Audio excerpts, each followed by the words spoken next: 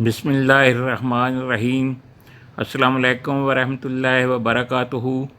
سامعین محترم، میں ہوں آپ کا دوست اور بھائی homeo doctor Habib Ahmad Shakir from Rawalpindi. آپ کو اپنے چینل حبیب ہومیو ہربل میں خوش آمدید کہتا ہوں اور دعا گو ہوں کہ اللہ تعالی ہم سب پر اپنا فضل صحت و عافیت کے ساتھ نازل فرمائے۔ ہماری آج کی ویڈیو کا ٹاپک ہے ایک انار 100 بیمار پارٹ 2۔ اس کا پارٹ 1 پہلے ہی پیش کیا جا چکا ہے، جس کا لنک سکرین پر موجود ہے۔ پارٹ 2 میں انار کی اہمیت و فضیلت اور طبی فائدہ و استعمالات شیئر کیے جائیں گے۔ ویڈیو شروع کرنے سے قبل ان تمام سامعین سے گزارش ہے جنہوں نے ابھی تک چینل کو سبسکرائب نہیں کیا، برائے کرم وہ اسے سبسکرائب کر لیں اور گھنٹی کا آئیکن بھی دبا دیں۔ اگر ویڈیو پسند آئے تو اسے نہ صرف لائک کریں بلکہ اپنے دوست احباب اور گروپس میں شیئر کرنے کے ساتھ ساتھ اپنے کمنٹس بھی دیں۔ تو چلتے ہیں آج کی ویڈیو کی طرف۔ ایک انار 100 بیمار پارٹ 2۔ سامعین محترم، پھلوں کی صورت میں انار قدرت خداوندی کا شاندار تحفہ اور حیرت انگیز طور پر شفا یابی کا حامل ہے۔ کثیر الغذا، کثیر الاستعمالات، لذیذ، خوش ذائقہ اور دلکش ہونے کے علاوہ متعدد طاقتور اینٹی آکسیڈنٹس اور صحت مند اجزاء سے مالا مال ہونے کی وجہ سے دوسرے پھلوں سے ممتاز حیثیت رکھتا ہے۔ انار کو نامعلوم زمانہ سے ایک خوش ذائقہ پھل اور دعا کی حیثیت سے اہمیت حاصل رہی ہے۔ اس کا شمار جنت کے پھلوں میں ہوتا ہے۔ مطالعہ تاریخ اس امر کے شواہد ملتے ہیں کہ اسے بابل کے معلق باغات میں بھی اگایا گیا تھا۔ اپنے سبز رنگ کے چمکدار پتوں، ارغوانی رنگ کے شوخ پھولوں اور یاقوتی رنگ کے دانوں کی بدولت یہ پھل قدیم لوگوں میں بہت مقبول تھا۔ قدیم حکماء اس کے غذائی اور طبی فوائد سے بخوبی آگاہ تھے۔ قدیم شاعروں اور ادیبوں کے کلام میں اس کا بار بار تذکرہ موجود ہے۔ انبیاء کرام میں اس کی پسندیدگی کا اندازہ اس امر سے ہوتا ہے کہ حضرت سلیمان علیہ السلام نے جب اپنا تخت اور ہیکل تیار کیے تو ان کے ڈیزائن میں انار کی شکل بنائی گئی۔ توریت کے مطابق حضرت سلیمان علیہ السلام کے پاس اناروں کے باغات تھے۔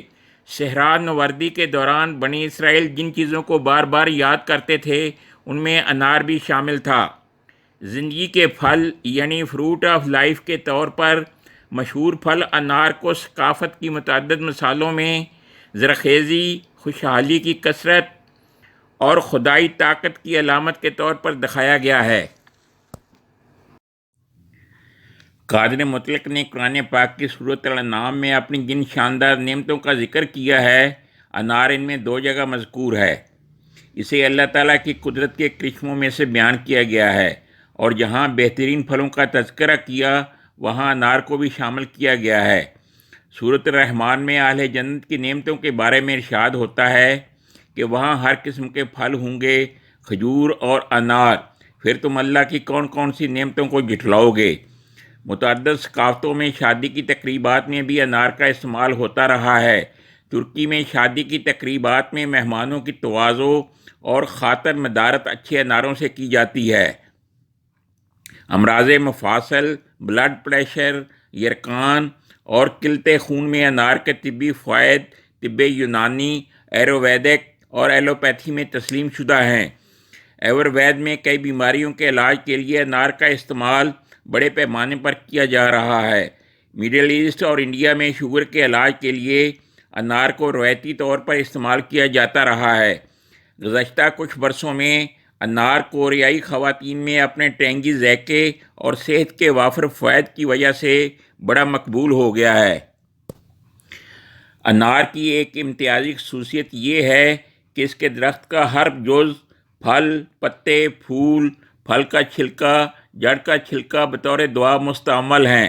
اس لیے انار کو طبی ثمر بھی کہا جاتا ہے، کیونکہ پھل غذائیت سے بھرپور اور درخت کا ہر حصہ طبی فوائد کا حامل ہے۔ انار سے شربت اور روب بھی بنایا جاتا ہے۔ ترش انار سے انار دانہ بنایا جاتا ہے، جو مختلف چٹنیوں، کھانوں اور طبی مرکبات خصوصاً ہاضم چورموں میں استعمال کیا جاتا ہے۔ انار شیریں کا مزاج تر سرد یعنی اعصابی و ذلاتی ہے، اور انار ترش کا مزاج خشک سرد یعنی عضلاتی اعصابی ہے۔ اسی طرح انار کے دیگر اجزاء جیسے پتے، اناردانہ، نسپال، گلنار، اس کا مزاج بھی خشک سرد ہے۔ بحیثیت مجموعی انار کا مزاج خشک سرد ہے اور مقدار خوراک آب انار 25 ملی لیٹر تا 50 ملی لیٹر بطور دوا ہے۔ بطور غذا 250 ملی لیٹر تک استعمال کیا جا سکتا ہے۔ نسپال اور گلنار کی مقدار خوراک 3 گرام تا 5 گرام ہے اور چھال کی مقدار خوراک 5 تا 7 گرام ہے۔ حضرت انس بن مالک رضی اللہ تعالیٰ عنہ فرماتے ہیں کہ میں نے رسول کریم صلی اللہ علیہ وآلہ وسلم سے انار کے بارے میں پوچھا۔ حضور صلی اللہ علیہ وآلہ وسلم نے فرمایا، ایسا کوئی انار نہیں ہوتا جس میں جنت کے اناروں کا دانہ شامل نہ ہو۔ حضرت عبداللہ بن عباس رضی اللہ تعالیٰ عنہ کے بارے میں ابن قیم تحریر کرتے ہیں کہ انہیں جب بھی انار کا کوئی دانہ میسر آ جاتا تو اسے بڑے شوق سے کھاتے اور درج والا حدیث دہراتے۔ حضرت علی رضی اللہ تعالیٰ عنہ بتاتے ہیں کہ رسول اللہ صلی اللہ علیہ وآلہ وسلم نے فرمایا، انار کو اس کے گدے سمیت کھاؤ کیونکہ یہ معدہ کو نئی زندگی دیتا ہے۔ محمد احمد زیبی نے بغیر سند کے حضرت علی رضی اللہ تعالیٰ عنہ سے روایت منسوب کی ہے کہ جس نے انار کھایا اللہ تعالیٰ اس کے دل کو روشن کر دے گا۔ محمد احمد زیبی ہی بغیر سند کے ایک روایت میں کہتے ہیں کہ جس نے انار کھایا شیطان اس سے بھاگ گیا۔ حکماء کہتے ہیں کہ اس روایت میں یہ حکمت پوشیدہ ہے کہ چونکہ شیطان کی تخلیق آگ سے کی گئی ہے اور انار کھانے سے آگ ٹھنڈی پڑ جاتی ہے، کیونکہ اناروں کا مزاج تر سرد سے خشک سرد ہے، اس لیے ایسے تمام امراض و علامات جو کثرت حرارت یا صفرا کی زیادتی کا نتیجہ ہوں، جیسے جسم کے کسی حصہ میں سوزش، یرقان، سوزش جگر، سوزش رحم، پیچش، آنکھوں کی سوزش، پیشاب میں جلن، سوزش معدہ اور صفراوی قے وغیرہ، مذکورہ تمام علامات میں انار یا اس کے جوس کا استعمال انشاءاللہ یقینی اور کامیاب علاج ہوگا۔ سامعین محترم، اب چلتے ہیں انار شیریں کے طبی فوائد کی طرف۔ انار کو طب مشرقی میں بنیادی جز کی حیثیت حاصل ہے۔ اس کی افادیت کا اندازہ اردو ادب کے اس محاورے سے بھی ہوتا ہے، ایک انار 100 بیمار، کیونکہ یہ محاورہ انار کی افادیت کو تسلیم کرتے ہوئے ہی ایجاد ہوا ہے۔ قدیم ہندوستان کے اطباء بھی اس کی خوبیوں اور دوائی اثرات کے معترف رہے ہیں۔ وہ اسے ایک زود ہضم غذا اور دل کے لیے اعلیٰ ٹانک قرار دیتے ہیں۔ قرآن مجید نے اسے جنت کا میوہ قرار دے کر اس کی افادیت کو 4 چاند لگا دیے ہیں۔ میٹھا انار اعصابی محرک ہونے کی وجہ سے دماغ و اعصاب کو قوت اور دل کو فرحت بخشتا ہے، بواسیری خون کو بند کر دیتا ہے، پیشاب میں خون آنے اور خونی قے کو نہایت مفید ہے، نکسیر کو بند کر دیتا ہے، صفراوی بخاروں اور طب دق کو خصوصیت سے فائدہ مند ہے، حلق اور سینہ کی خشونت دور کرتا ہے، پرانی کھانسی میں نہایت کارآمد ہے، مدرد بول اور دافع صفرا ہے، گرم مزاجوں کے لیے ایک نعمت ہے، پیشاب کی جلن دور کرتا ہے، تمام صفراوی علامات اور خفقان قلب میں کرشماتی فوائد کا حامل ہے۔ آب انار کو ہمراہ شہد پکا کر گاڑھا کر کے تقویت بصارت اور سوزش چشم کو دور کرنے کے لیے آنکھوں میں لگاتے ہیں۔ انار کو بطور پھل بکثرت استعمال کیا جاتا ہے۔ پاک و ہند میں اس کا جوس بھی بہت مقبول ہے۔ شیریں انار کے رس میں 6 گنا چینی ملا کر آگ پر چڑھا کر بطریقِ معروف شربت بھی بنایا جاتا ہے۔ یہ لذیذ شربت پیاس کو تسکین دیتا ہے، کمی خون اور خفقان قلب کو دور کرتا ہے، تقطیر البول اور غدی الکوریہ کو بھی نہایت مفید ہے، دماغ و اعصاب کو طاقت اور دل کے لیے فرحت بخش ہے، فولاد کا بہترین نعم البدل، لطیف اور سریع النفوذ ہے، صفراوی ردی بخارات کو دماغ پر چڑھنے سے روکتا ہے، صاف اور صالح خون پیدا کر کے کمی خون کو دور کرتا ہے، حلق اور سینے کی خشونت دور کرتا ہے، مرض استسقاء، یرقان اور تلی کو نہایت مفید ہے، ٹی بی کے مریضوں کے لیے ایک بہترین غذا ہے۔ انار ترش عضلاتی محرک ہونے کی وجہ سے قلب، معدہ اور امعاء کو تقویت دیتا ہے۔ آب انار سے شربت اور رب بھی بنایا جاتا ہے جو دل اور معدہ کو قوت دینے کے علاوہ دستوں کو بند کرتا ہے۔ بد ہضمی، پیاس اور ہچکی کے لیے بھی مفید ہے۔ ترش انار کا پانی آنکھوں کی خارش، دھند اور جالا کے لیے فائدہ مند ہے۔ ترش انار کے پانی سے کلیاں کرنے سے منہ کے چھالوں کو فائدہ ہوتا ہے۔ انار دانہ کو ہاضم طعام اور مشتہی ہونے کی بنا پر مقوی معدہ چورنوں میں شامل کیا جاتا ہے۔ قیر اور متلی کی شکایت میں انار دانہ کو منہ میں رکھنے سے فوری افاقہ ہوتا ہے۔ مجفف، قابض اور حابس ہونے کی وجہ سے گلنار یا نسپال کے جوشاندہ میں آبزن کرانے سے سلارن رحم کو بہت فائدہ ہوتا ہے۔ خون بواسیر رک جاتا ہے۔ خروج المقاد کے لیے بھی نہایت مفید ہے۔ اس کا سفوف چھڑکنا بھی خروج المقاد میں فائدہ مند ہے۔ مذکورہ جوشاندہ سے کلیاں کرنا امراض دہن میں بھی فائدہ مند ہوتا ہے۔